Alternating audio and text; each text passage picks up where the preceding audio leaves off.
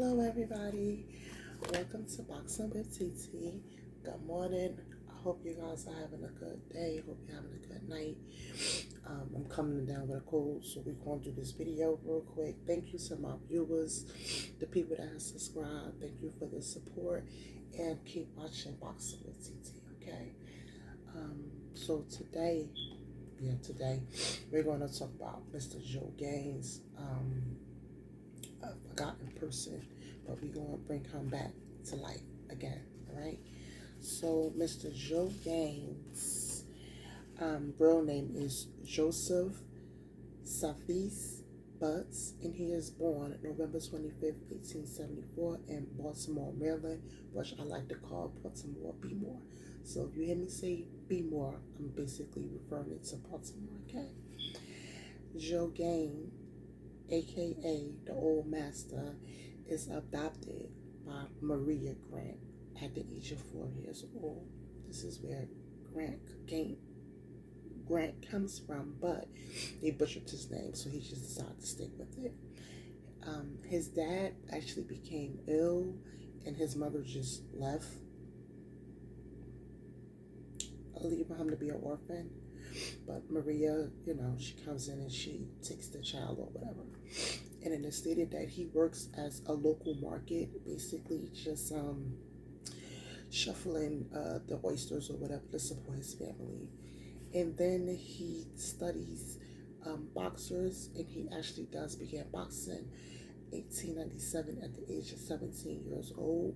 At 1896, he is in poverty, extremely poor, and it's stated by 1906 he is right back to that same place due to his gambling, helping friends, and his divorce as well from one of his wives. And then it stated that he earned maybe $300,000 in his entire career, okay? And while he was studying boxing, he was also once again boxing. And what they would do with him and other talents was they would blindfold them, so he became a blindfolder boxer as well. Okay, that's some good stuff right there. Gotta be quick with it. Gotta listen, because when you from what I was told or what I read upon, you go blind, everything else basically is your eyes. You have to use the rest of your senses in order for you to multitask through light or whatever the case may be. So in order to box blindfolded, you got to be a problem. But he runs into a manager named Al Herford, and he later on down the line he dumped him, and we'll get into that a little bit later on. The way that his left jabs connect earns him the title of the Old Master, and he has 3 marriages, and he has 1 or 2 children. I'm not too sure, but it did say that he had children, but then in another report it stated that he had a son, so I'm not sure if it's 1 or if it's 2. I'm not sure. His manager keeps the 5'7", 135-pound man underweight, and he basically forces him to either go easy or to lose to a white opponent. Okay, it's stated that once he became that good that nobody wanted to fight him, and once Mr. Joe became that good, once he became that good, the manager was on some ish like, okay, now you have to start losing because now you're messing up my money. So basically, Mr. Gaines was just a profit for him. He didn't really care about that man at all. And he would threaten him as well. Like, if you lose to this person, because there was certain people that he would want him to lose to. And there were certain people that he would want him to win to. And he would threaten him and tell him, if you lose, I'm going to kill you. Like, he would just threaten him. The Gauls, okay? But at 1897, he cuts all ties with Mr. Al, and he links up with a guy named Mr. Larry, and I couldn't see that Mr. Larry did any shicey things to him like Al did, so that was a good look on his part. And then once again, he learns the opponent's strength and their weaknesses, so he's studying not just his movements, but he's studying the opponents as well, as you should, okay? He fights and defeats 2 men on the same day. That's the bad Mama Jamma right there. His earlier career, he loses 3 of his first 69 fights. So yeah, he has over 100 bouts. It's stated that it's 147 KOs and 12 losses. He is the first black man to win a world boxing championship. He is the first to win a lightweight boxing title in 1990. And this is stated that back in the day, the blacks had to they endured a lot of punishment because of the sport, and they was doing what they loved. Because now African Americans had their own title, okay? Once again, like I stated to you in a previous video, it wasn't no more about your belt anymore because African Americans had their own belt now. So he became a player in his own game at it, right? And but it stated that the blacks endured a lot of physical assaults, a lot of stolen titles, bankruptcy, and a number of attempts to destroy their reputation that they worked so hard for, and they would get multiple threats. Um, so yeah, it was a dangerous job in this time right here to become a black boxer, and for you to be successful. It wasn't going to be a walk in the park. Okay, so let's get into this boxing bouts. And y'all, like I said, he got over 147. 140. He got 147 KOs. Got over 100 bouts. So y'all know me. I'm only gonna give y'all 10. October 23rd, 1893, he defeats, well, this is a no contest against Buck Myers. November 27th, 1893, he defeats William Jones. February the 12th, 1894, he defeats either William Jones or William Evans. However, there is it's stated two different names, but two different last names, but the same first name and the same first date. So, sorry. April 19th, 1894, there's a no contest to Dave Horn. April 25th, 1894, he defeats Harry Bryant. May 21st, 1894, it's a no contest once again with Robert Cook. June 26, 1894, he defeats Gustav Wilkie, I guess. June 27, 1894, he loses to Paul Johnson. July 10th, 1894, he defeats Jackson. March 12th, 1909, this is his last in-ring match. He defeats Jabez White, okay? And he also was doing expedition bouts from September 25th, 1902 to January 26th, 1903. And it is stated that he has fast combinations and his footwork was stated to be impeccable. Yeah, that's what the streets are saying. They said that man footwork was, yeah, okay. It stated that he is the greatest fighter of the lightweight division in history. Okay, so now we're gonna go ahead and we're gonna get into the rise of Mr. Gaines. Once again, I'm sorry I'm coming out with a cold, but it's about that time for TT to drop y'all another boxing video. Okay. And it stated that it takes him 11 years to gain his first title shot. So September 30th, 1904, Gaines has a 20-round match, but this is for a belt, but the match is to be a draw. Okay. September 3rd, 1906, Gaines is fighting Madeline Nelson. In a 42nd round, Nelson and his team tries to come up with all these stunts and bullcrap for this man to lose, okay? And they try everything under the sun to manipulate the outcome of the match. Nelson is even hitting Joe where he's not supposed to hit him at. And the referee is just like, okay, all right, Gaines win. So it backfired on him. But Gaines was supposed to receive $30,000 for this bout. Gain receives $11,000 and Nelson receives $20,000. Disgusting. It's disgusting. Okay, I'll leave that alone. And before the bout, Gain is stated that Gain is weighed 3 times. 3 times. Nelson is only weighed once. So if there ain't no suckery going on back there, I don't know what it is. And then it stated that after the match, the city, the country went into uproar because Gaines defeats him. And a lot of, this is where a lot of whites would physically abuse black folks. They would just attack black folks because of this. The newspapers even pushed their narrative, and it is stated that several newspapers made drawings of Gain being a monkey or an animal beating up a white opponent. So y'all know what that did to the racist folks out there. Y'all know what drove them crazy up the wall. So that didn't do nothing for Mr. Gain either. And even though Mr. Joe is suffering from tuberculosis, he is still fighting, okay? And he is stated to be the modern father of boxing. So we have our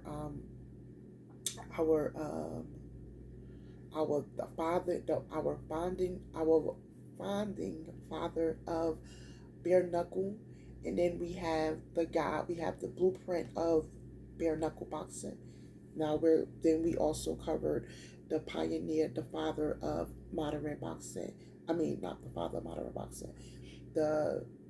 We have the blueprinter who set it out there, and then we have another. I can't think of the person's name. We have another person who took it and threw some salt on it. But see, this was in the bare knuckle era. Okay, now we jumping into the modern times now. Okay, so Joe Gaines lays that folk down for the modern boxers. He does what it does. And he does it very, very swiftly, and he does it really gentleman style. He's well respected because of how he carries himself outside the ring. It is stated that he is a gracious gentleman outside the ring, and that he did receive a title, and when he received the title in 1902, between 1900 and 1902, that he defended it 14 times, and he kept it until I think 1907 or 1906. But then I read something else that said no, that wasn't true, so I'm not too sure. Okay, but John L. Sullivan once stated, y'all know every time every time that man name come up, I got to blink my eyes. But John L. Sullivan once stated that he hit like a mule, kicking with either hand. My thoughts when I seen this was, how would you know this? But from doing research in past videos, no, I won't get in a ring with a Negro, but I will study them. He refereed with them as well. So maybe he must have refereed, or he was watching them fight or something, but he knew he wasn't getting in a ring with him, especially if he said he kicked like a mule, he hit like a kicking mule with either hand, honey. He definitely wasn't going to get in a ring with Mr. Joe. So that was all off anyway. And then it stated that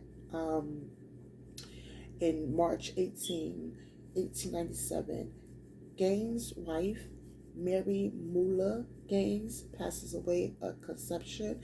And then I've come to find out that conception was just an easier way to say tuberculosis. Okay, so Miss Mary also had tuberculosis. All right.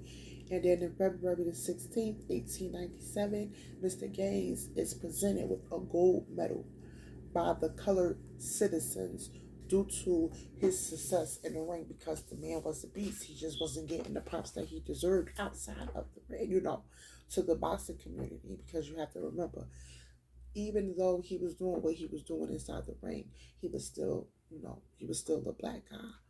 But the African Americans appreciated and understood what he was doing for the community, for for Baltimore and any other. It is stated that he moved to Arizona a period of time when his health started declining. So even in Arizona, he probably was making it do what he do out there. But this is when his health was declining, all right? And I believe that he was retired by this time. It stated that he is one of the first to fight with gloves. Once again, we're leaving out of bare knuckle boxing and now we're coming into modern boxing. When the gloves is on, there is no more you being able to do what you want to do or fight how you want to fight. Now it's rules in the game. Now you can't pinch and bite and scratch and headbutt and bang a person. Like you can't do none of that no more. That's the ball game. That's the wrap. Throw it in the garbage because you can't do it no more. But this is what Nelson was doing in South Africa. I'm surprised he didn't just the referee didn't just dismiss the whole thing. But I guess the referee wanted to teach him a lesson, and he sure enough did. Because like I said, he gave that match to Gaines. Um, so we are now 8 years of him fighting. He has been under the featherweight, the lightweight, and the welterweight division. That's why they said that he dominated the lightweight division. He never graduated to middle or heavyweight because of his weight. His weight was 132 pounds. So he had to stay where he was at, where he was comfortable at too. So they say he dominated it. And then he opens up a hotel October the 29th, 1907, which was called Goldfield Hotel. And this is when Jim Crow was going on. I don't know if the Jim Crow law had just started, but this is when Jim Crow was going on. And Mr. Gang was like, I don't care what color he is. Let him all in. As you should. That's a businessman right there for you. A savvy businessman right there. And then he opened up a rooming house. And he had a salon, and he also had a gymnasium, and then he also had a night. He was a nightclub owner as well, so he was bringing in the money. He was bringing in the money. Um, he definitely was bringing in the money. And then they said that his persona was used in a movie called A Matter of Color. And then he retires in 1910. So what he did, how he, because remember he was broke in 1907. So they said that he was poor. What he wound up doing was the profit that he earned from that fight with Nelson, the 11,000. He took it, he bet it on himself, and he invested in himself to invest in a business. And the hotel remained open until he passes away. Okay.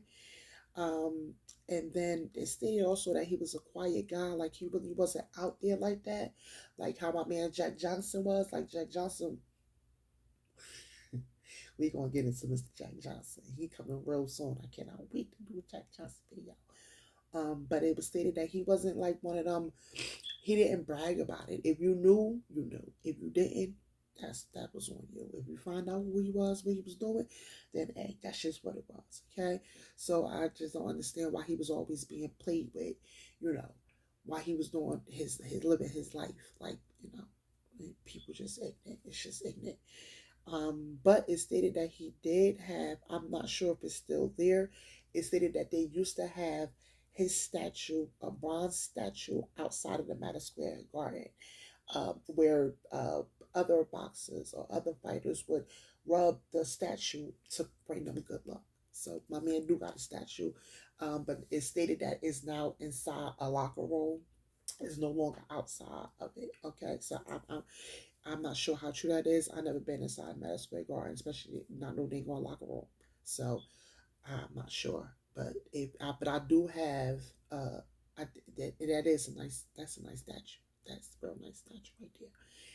And now he is inducted into the Ring Magazine Boxing Hall of Fame in 1954. He is inducted into the International Boxing Hall of Fame in 1990. August 10th, 1910, at the young age of 35 and be more, Mr. Gaines lose his fight with tuberculosis. Okay, so that's it for that. And now I'm going to give you my opinion. I believe that his first manager was a piece of crap. I believe that he knew exactly what he was doing, and I believe that when they said that he went broke, I don't think he went because I didn't see anywhere where it says that he had an alcohol problem or anything like that. It just stated that he was a generous person, and that man was taking that man money. There's no telling. It stated that he was worth 300,000, but do you really know how much you really are worth if somebody is taking money from you? Um, I believe that this is one of the boxers who faced the dangers of being an African American superstar and boxer. I believe that once he became that dang on good, people started being scared of him. Um, and this is why the manager told them, if you don't start losing, it's going to be a problem because now you're messing with his money because nobody didn't want to bet against him. Nobody didn't want to think it was nothing nobody could do. Nobody couldn't stop him. He only got the man has 12 losses. I'm just saying. I'm just saying. And yeah, I'm not betting on him neither. He only lost 12 freaking times. I'm not betting on him. You're bugging. Is it Coke, sir? No, I'm not doing that. I'm not betting on him neither. And the manager understood that, being that nobody wasn't betting against him anymore, and he couldn't get any more fighters to fight him, or the promotion wasn't buzzing, that was going to mess up his money. And I think Mr. Gaines got tired of it. Do I think that Mr. Gaines would have still pushed on with if the Turbo Locals wasn't in the way? No. No. He was already setting up shop. He was already branching off from boxing. He was just keeping up with boxing to supplement that income until the nightclub popped off or until what his other investments popped off. He always knew that if I need to, I could go back in the ring and make a couple of racks real quick. But the treatment that he got, I don't think. I think that would have been the reason why he'd be like, yeah, no, I'm not going back, because he experienced messed up treatment, not only from other boxers, but from the person that you're supposed to trust, who is your manager, the person who's supposed to have your best interest. Now, I didn't see the trainers doing nothing foul to him or nothing like that. It was just basically about the manager. But I did not see that the new manager, Mr. Larry Sullivan, I don't think he's related to John L. Sullivan, but I didn't see nothing in there stating that Larry treated him wrong or nothing like that, or did him dirty or nothing like that. So, but I still don't think that he would have continued, because it was like, I'm not going to get anywhere else. Nobody would even want to fight me unless I leave. And he was out of state with it. It's not like he didn't get international for no reason. He was out of the country with it. It wasn't nothing else for him to do with boxing.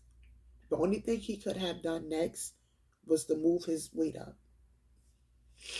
And if your body doesn't, if you don't know how to, if you can't get your body to a certain weight, you can't work in that weight class.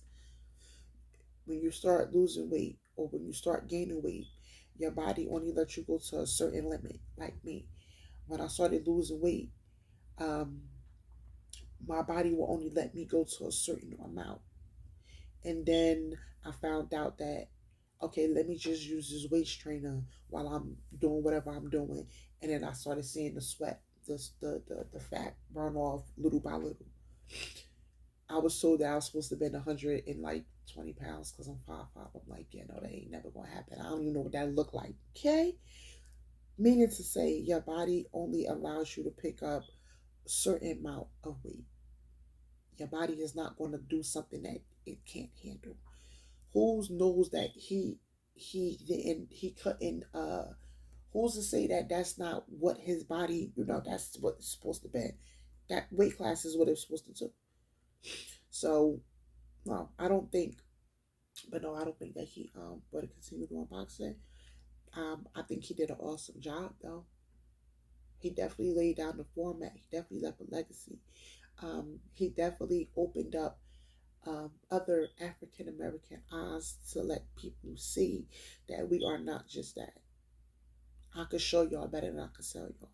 And even despite to me, the death threats, the managers attempting to kill me, the promoters attempting to kill me, the people stealing my money, even the other people that went through what they're going to be going through, the title champions, being, the belts being stolen and abuse, physical abuse, I still carry myself the way that I'm supposed to carry myself. And if you could overcome the that's going on, you can do anything you want to do.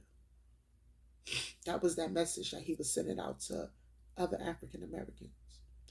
Yeah, we in Jim Crow. It's like that. That's just ignorance. You don't have to be ignorant because they're ignorant. I'm black and I'm getting money. And ain't nobody messing with me in the ring. We have a lot of we got a lot of people that discipline. It's called self-discipline. I don't have to come out of character because you coming out of character. And I know that he was hurt. I know he was hurt from um not just dealing with his health issue, not just dealing with when his wife, passes away, but he was probably hurt from what they was doing to him in the sport that he loved. He was in an abusive relationship, if you want to get technical. Yeah, you was beating up on boxers, but the boxing community was trying to beat up on you. The promoters, the trainer, I'm not gonna say the trainer, but the promoters, the managers, you had to get weighed in 3 times, and this man only got weighed in once because of the color of your skin.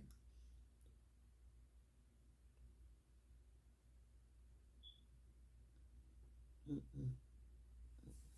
Nah, that's not.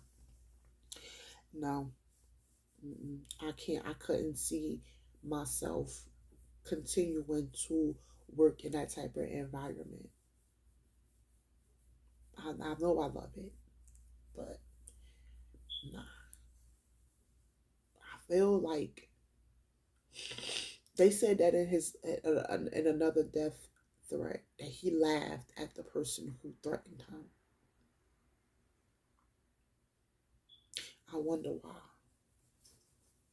I wonder why. Did he? If this is true, allegedly, it stated that he laughed when a person gave him a death threat.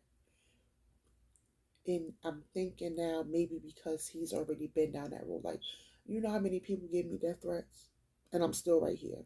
Like, I'm not going anywhere. I don't know. Maybe tuberculosis helped save his life because he was transitioning from it, but he was still dabbling in it to keep his money up for the other business adventures that he was doing.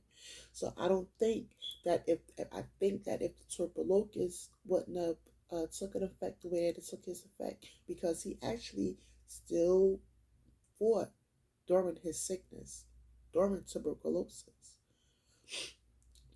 I don't think I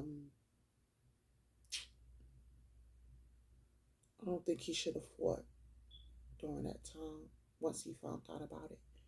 I think he should have been retired. I don't think he should have fought because I've watched, I don't even really watch the people that I'm doing, the boxes that I'm doing before I record, but I was just curious. I was just so curious.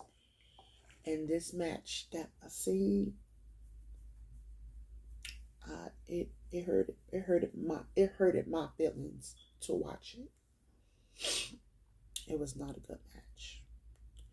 And this match took place in 1900. So I'm sitting here and I'm like, well, was this around the time where the tuberculosis kicked in at? Or, oh, sorry, I was late. Was this around the time the tuberculosis kicked in? Or was it just, you know, just one of them days? Because that match is, it doesn't show who we're speaking about. I'll just say it like that. It showed the person that wasn't about to lay down. No, I'm going to get back up. I'm going to keep on fighting. But I hope that match that it was not around the time that he had tuberculosis and he didn't know, because that explains a lot in that match. But this is Mr. Joe Gaines. I'm going to give y'all a link to the newspaper article, and I'm going to see if I could do a reaction to Mr. Gaines, to that, not to that match. I can't watch that match again. That match is, mm-mm. But y'all could look it up though. It's just go to Time Gaines. I think the match is only for like a minute and 26 seconds. It's black and white. It has no volume, so y'all could go check it out if y'all want to. But yeah, have yourselves a good night. I love you all. Come back to Boxing with TT, because now we are leaving the bare knuckle boxing era and we're getting into the modern boxing era, which means that some names you will know. Okay, so have a good night, and I will see y'all when I see y'all. Peace out.